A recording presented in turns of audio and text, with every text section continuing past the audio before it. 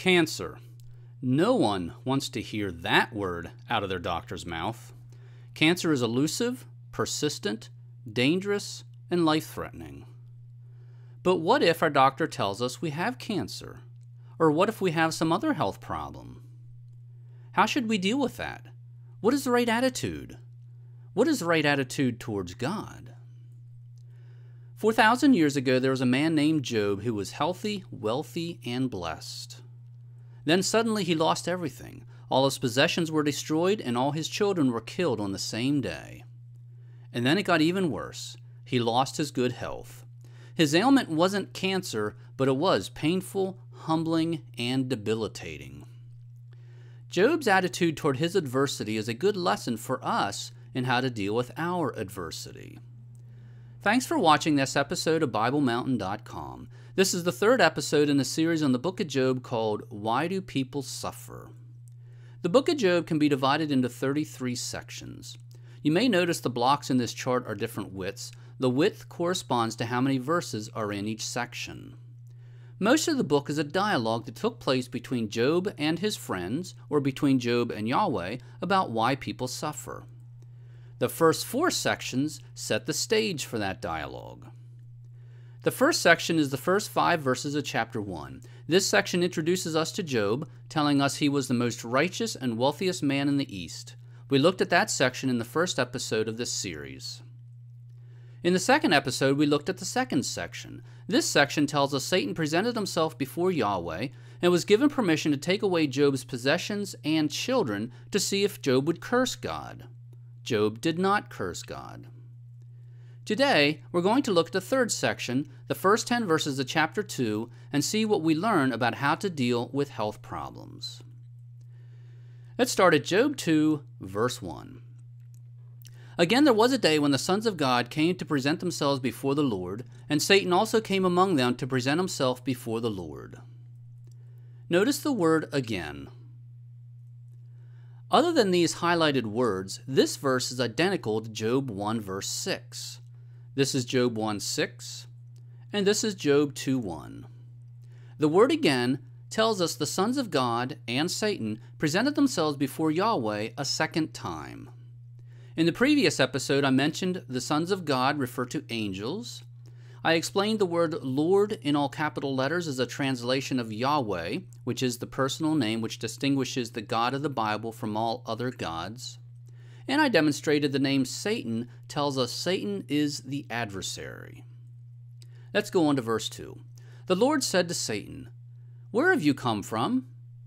Then Satan answered the Lord and said, "From roaming about on the earth and walking around on it." Satan's response here was exactly the same as the first time Satan presented himself before Yahweh.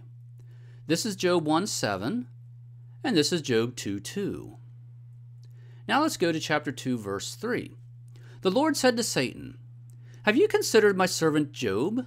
For there is no one like him on the earth, a blameless and upright man, fearing God and turning away from evil. And he still holds fast his integrity, although you incited me against him to ruin him without cause."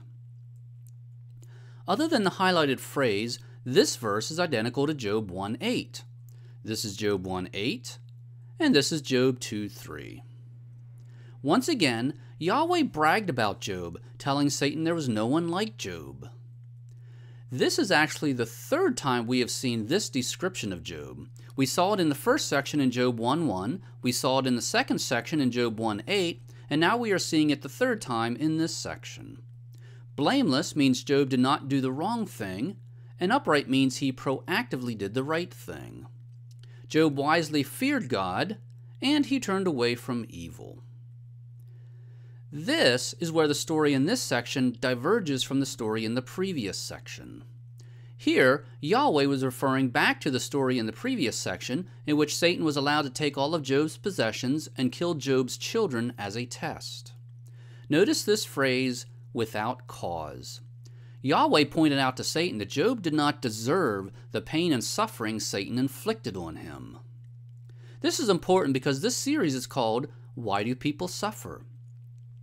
One of the lessons from Job is sometimes suffering is not the result of our mistakes. In Job's case, he was innocent. He suffered because he was the casualty of a battle between Yahweh and Satan. Notice this phrase, he still holds fast his integrity. Yahweh pointed out to Satan that Job was still following Yahweh even though Job lost everything he owned. Let's see how Satan responded. Job 2 verses 4 and 5. Satan answered the Lord and said, "Skin for skin. Yes, all that a man has he will give for his life. However, put forth your hand now and touch his bone and his flesh. He will curse you to your face." Notice the words bone and flesh. Satan was trying a different accusation this time. This was Satan's first accusation against Job, which we looked at in the previous episode. Job 1, 9 through 11. Then Satan answered the Lord, "Does Job fear God for nothing? Have you not made a hedge about him and his house and all that he has on every side? You have blessed the work of his hands, and his possessions have increased in the land. But put forth your hand now and touch all that he has. He will surely curse you to your face." Notice the phrase, all that he has. In Satan's first accusation, he said Job would curse God if he lost all his possessions. Yahweh allowed Satan to take all Job's possessions, but Job did not curse God. Now let's come back to chapter 2. This was Satan's excuse for being wrong the first time. All that a man has, he will give for his life. Then Satan went on to say Job would curse God if Job's body was afflicted. Let's go on to verse 6. Job 2, 6. So the Lord said to Satan, "Behold, he is in your power, only spare his life." Once again, Satan was given permission to afflict Job. However, he was not allowed to kill Job. As I mentioned in the previous episode, Satan is a dangerous adversary, but we need to remember he is always under God's control. Verse 7. Then Satan went out from the presence of the Lord and smote Job with sore boils from the sole of his foot to the crown of his head. Verse 8. And Job took a potsherd to scrape himself while he was sitting among the ashes. Notice the word scrape, and notice the word ashes.